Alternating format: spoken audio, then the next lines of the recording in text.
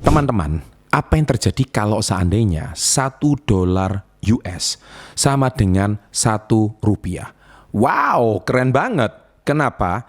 Karena biasanya Anda beli iPhone harganya 25 juta, sekarang cuma beli dengan harga 1.000 sampai Rp1.500 aja. Gila kan? Nah, tapi apakah itu mungkin terjadi? Dan apa yang terjadi? Kenapa mata uang setiap negara tidak sama? Saya akan bahas tuntas di video ini untuk menjabarkannya kepada Anda.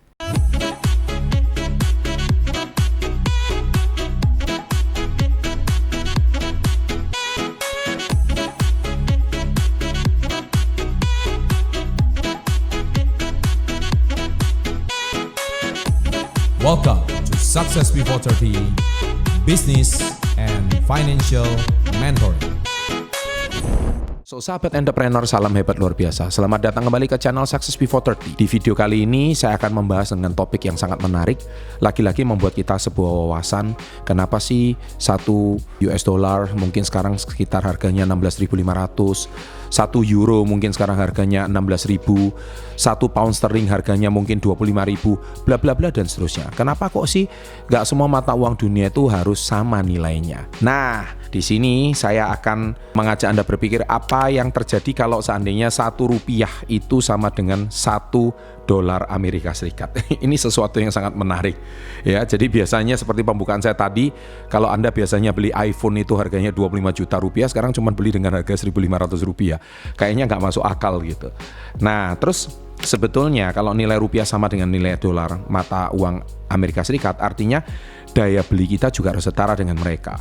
Tapi kenyataannya saat ini $1 Amerika Serikat sekitar 16.000, artinya butuh lebih banyak rupiah untuk beli barang yang sama dengan di dalam negeri. Dulu nilai mata uang nggak pernah berubah seperti sekarang. Sebelum tahun 78, Indonesia menerapkan sistem nilai tukar tetap. Jadi itu semua dimulai dari Richard Nixon, waktu itu Presiden Amerika Serikat tahun 1971.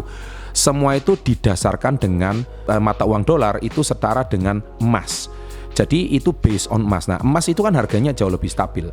Kemudian tahun 71 tersebut, nilai tersebut menjadi 415 per $1 AS yang awalnya itu cuma 378. Nah, sementara itu Jepang juga menerapkan sistem nilai mata uang tetap. Pada tahun 71, nilai tukar resmi 308 yen per $1. Nah, sekarang pertanyaan saya, kenapa adalah barang-barang dengan harga dolar Amerika Serikat jadi sulit dibeli? Nah, di sini sering berjalannya waktu, banyak negara beralih dari sistem mata uang mengambang atau floating currency. Nah, artinya nilai mata uang tersebut tidak lagi dipatok menjadi emas, melainkan ditentukan oleh mekanisme pasar berdasarkan permintaan dan penawaran. Itulah sebabnya nilai mata uang ini berubah setiap saat. Sebenarnya ada alasan kuat di balik perbedaan nilai mata uang tersebut. Awalnya, uang memang punya standar emas, artinya nilai uang setara dengan jumlah emas yang dimiliki negara. Tapi sekarang banyak negara memakai sistem uang fiat berdasarkan kepercayaan masyarakat oleh permintaan pasar. Nah, inilah yang membuat nilai mata uang itu bisa floating atau naik turun. Jadi sejak 70-an kita masih stabil pakai menggunakan emas, standar emas, tapi setelah 71 sudah menggunakan floating rate. Dan akhirnya gold standard yang awalnya di tahun 1971 berubah sejak 1971 menjadi floating fiat currency. Nah, itu juga sangat ditentukan oleh kondisi ekonomi sebuah negara, kondisi pertumbuhan ekonomi sebuah negara, kondisi inflasi sebuah negara, kondisi makroekonomi dunia. Itu sangat semuanya dipengaruhi. Oleh sebab itu lebih fair menggunakan floating fiat currency. Inilah penyebab utamanya. Jadi kenapa nggak setiap mata uang negara itu nilai mata uangnya sama? Jadi nilai standar emas ke uang fiat. Jadi dulu banget semuanya based on emas. Emas kan nilainya stabil. Zaman dahulu kan emas itu senilai 4, sekian dirham, ya, atau mungkin satu emas itu juga 4 dirham itu senilai 1 ekor kambing lah, contohnya begitu. Tapi kita sekarang perhatikan kan lama-lama harganya sampai sekarang juga masih tetap sama karena harga emas cenderung lebih stabil. Tapi kondisi mata uang negara nggak sestabil emas. Artinya kalau suatu negara punya banyak emas, maka mata uangnya juga kuat. Sistem tersebut standar emas dan sempat bikin nilai mata uang lebih stabil. Tapi masalahnya dunia makin berkembang. Negara makin sulit menyimpan cukup emas, dan mendukung semua uang yang mereka cetak. Apalagi saat perang atau krisis ekonomi, emas bisa jadi langka dan cukup buat nopang sistem keuangan. Akhirnya pada tahun 70-an, kebanyakan negara meninggalkan standar emas dan beralih ke sistem uang fiat. Nah, ini awalnya dari situ. Uang fiat ini nilainya nggak didukung oleh aset fisik seperti emas. Jadi backup-nya atau underlying-nya bukan emas, tapi berdasarkan kepercayaan masyarakat dari kebijakan pemerintah. Dan kalau nggak ada batasan emas lagi, pemerintah bisa cetak uang sebanyak yang mereka mau. Tapi dengan risiko tertentu, kalau kebanyakan bisa jadi inflasi dan nilai mata uangnya bakal jatuh. Itu sudah pernah saya bahas di video saya yang lalu. Jadi dari standar uang emas ke uang fiat. Ini dari tahun 71 ke sampai saat ini. Saya rasa ini lebih fair. Jadi kalau keadaan ekonomi sebuah negara goncang, ya berarti mata uang negara itu yang goncang. Jangan sampai mata uang yang negaranya kuat ikut goncang juga gara-gara kalau disamaratakan dengan negara yang tidak kuat mata uangnya. Dan yang kedua, dampak inflasi. Kenapa? Bayangkan kalau kamu sekarang punya uang 100 ribu. Dulu 100 ribu bisa beli sebelum bungkus nasi padang. Sekarang mungkin cuma 8 bungkus, artinya nilai Anda turun sesuai dengan inflasi. Dan akhirnya jumlah uang yang beredar lebih banyak daripada barang atau jasa yang tersedia. Nah, kalau Anda mau tahu video ini lebih lanjut, saya sudah pernah bahas di video saya yang lalu. Bagaimana sebuah negara tiba-tiba cetak uang dalam jumlah besar tanpa diimbangi peningkatan produksi barang dan jasa. Contoh ekstrimnya Zimbabwe di tahun 2000-an. Mereka cetak uang terlalu banyak sampai-sampai kebutuhan pokok naik gila-gilaan. Bayangkan beli sepotong roti di sana, kamu butuh uang segepok yang artinya miliaran dolar Zimbabwe. Kan nggak ada artinya. Masa beli roti aja sampai miliaran dolar, kan nggak masuk akal. Jadi inflasi dampaknya kalau dulu 10 bungkus uang 100 ribu, sekarang cuma 8 bungkus. Karena dampak inflasi, bayangkan Zimbabwe itu satu roti aja sampai harus miliaran dolar Zimbabwe. Aneh kan? Dan yang ketiga adalah suku bunga dan investor. Ini juga sangat mempengaruhi nilai mata uang sebuah negara. Jadi contoh misalkan, kalau Anda nabung di bank dapat bunga 10% per tahun, pasti lebih menarik daripada nabung di tempat bank yang cuma ngasih bunga 2%. Sebagai contoh, kalau sekarang saya nabung di Singapura, paling cuma banter 2%. Kalau nabung di Jepang bahkan 0%. Siapa yang mau nabung di Jepang? Nah, mending nabung di Indonesia. Sekarang nabung di Indonesia masih suku bunga masih bisa ya katakanlah kalau FR misalkan gitu masih bisa dapat 6%, 7%, ya kan masih oke. Kita beli obligasi atau sukuk daripada sebuah negara masih oke. Jadi kalau kita pegang rupiah lebih banyak dan kita trust sama pembangunan bangsa Indonesia, maka kita pegang FR tersebut. Tapi kalau kita tidak trust, kita pergi aja ke negara lain yang mana suku bunganya cuma 3%, ya kita merasa lebih kuat di sana dan itu masih oke gitu loh. Nah, kemudian sebaliknya kalau suku bunga rendah, orang jadi nggak tertarik buat naruh uang di negara tersebut. Mereka bakal cari negara lain yang memberikan bunga lebih tinggi, ini permintaan turun. Dan yang keempat, ini juga sangat penting. Karena nilai mata uang kekuatan negara sebuah negara tersebut sangat dipengaruhi oleh keadaan ekonomi dan stabilitas politik negara tersebut. Kalau keadaan negara tersebut politiknya tidak stabil, stabilitas politik tidak stabil seperti kayak tahun 98, ya jelas mata uangnya gonjang-ganjing. Bagaimana keadaan ekonominya ikut tergerus oleh kebijakan politik juga. Coba kamu pikirin deh, kalau kamu lebih nyaman investasi di negara ekonominya kuat atau negara yang sering ada krisis politik. Negara dengan ekonomi yang stabil, kebijakan yang jelas biasanya punya mata uang yang lebih kuat.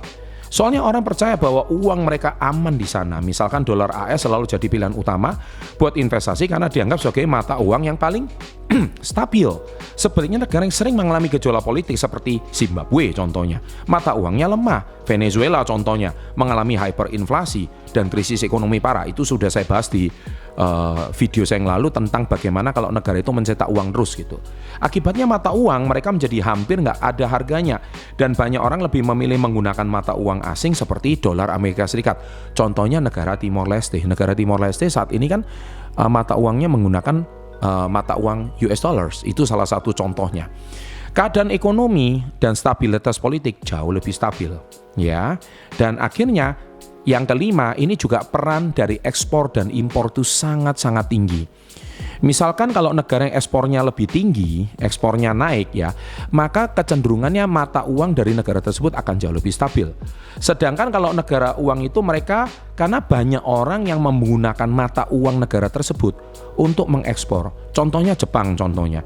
Kalau banyak mengekspor mobil, elektronik, maka negara tersebut mau nggak mau harus tukar ke Japanese yen. Mereka permintaan yen meningkat dan nilainya menguat. Sebaliknya kalau suatu negara lebih banyak impor daripada ekspor, mereka lebih banyak butuh mata uang asing buat beli barang uang di dalam negeri. Ini bisa membuat mata uang mereka melemah karena permintaan mata uang terhadap mereka sendiri jauh lebih rendah. Nah, peran ekspor dan impor itu ada di sini. Negara yang ekspornya tinggi, mata uangnya lebih kuat. Contohnya Jepang. Contohnya juga China sekarang. Ya, China lebih banyak ekspor ke negara-negara asing. Makanya sekarang mata uang yuan ini kuat. Renminbi ini adalah mata uangnya kuat sekali. Sedangkan import itu juga sama. Kita harus pegang mata uang asing banyak.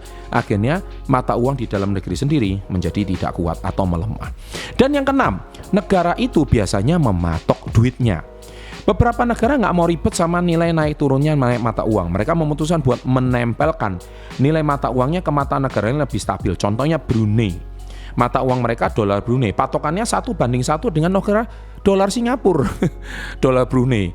Ya kan? Tapi permasalahan saya adalah apakah ekonomi Brunei sekuat Singapura? Nah, ini menjadi sebuah pertanyaan. Artinya nilai tukarnya selalu sama, nggak berubah-ubah. Ini bisa membuat transaksi dan perdagangan jauh lebih gampang. Tapi ada resikonya juga. Kalau mata uang yang jadi patokan mengalami masalah, negara yang ikut mata uang itu juga bakal kena dampaknya. Jadi mereka harus benar-benar hati-hati. Jadi Singapura sama Brunei dolar sama. Dan yang ketujuh, mengapa nggak setiap mata uang negara itu sama? Karena nggak pakai mata uang yang sama. Ini udah jelas dong. Makanya lebih simpel kalau semua mata uang itu bisa jadi bencana. Contohnya adalah euro. Mata uang ini memang mempermudah transaksi antar negara di Eropa, tapi juga membuat beberapa negara kehilangan kendali atas kebijakan moneter mereka sendiri. Iya, kalau negara-negara kuat seperti kayak Jerman, Perancis, Swiss, itu oke. Tapi bagaimana dengan negara-negara yang lemah, yang lebih kecil contohnya, negara yang lebih kecil contohnya Liechtenstein, Anda nggak pernah dengar kan? Itu mungkin lebih kecil. Nah, sehingga itu agak kesulitan gitu loh. Atau Turki contohnya juga. Saat Yunani mengalami krisis keuangan, negara lain di Uni Eropa juga kena dampaknya. Karena mereka semua juga pakai mata uang yang sama. Itu salah satu kelemahannya. Jadi kalau satu kena seret, satu yang lain kena dampak gitu loh. Jadi penurunan nilai mata uang. Bayangkan kalau seluruh dunia pakai mata uang yang sama, kalau ada satu negara ekonomi yang hancur, seluruh dunia juga bisa ikut terpengaruh. Jadi itu kan tidak bagus kan. Nah, jadi meskipun terdengar simpel, satu mata uang untuk semua negara bisa jadi lebih beresiko. Jadi kesimpulannya, ternyata punya mata uang yang super kuat juga nggak selalu bagus. Negara yang punya impor barang dari luar negeri biasanya butuh mata uang yang lebih kuat agar impornya lebih murah. Yang ketiga, negara yang banyak mengekspor justru lebih suka mata uang yang lebih lemah, supaya produk mereka lebih murah dan lebih kompetitif di pasar global. Jadi nggak semua jawaban mutlak soal uang mata uang yang terbaik, itu tidak. Jadi semua tergantung ekonomi masing-masing sebuah negara. Jadi yang terpenting negara bisa menjaga stabilitas ekonominya, kebijakan moneternya, supaya nilai mata uangnya tetap bisa diandalkan. Dan seperti biasa, terima kasih Anda menonton video ini sampai selesai. Semoga informasi saya ini bermanfaat untuk Anda. Jangan lupa like-nya, and always salam hebat, luar biasa.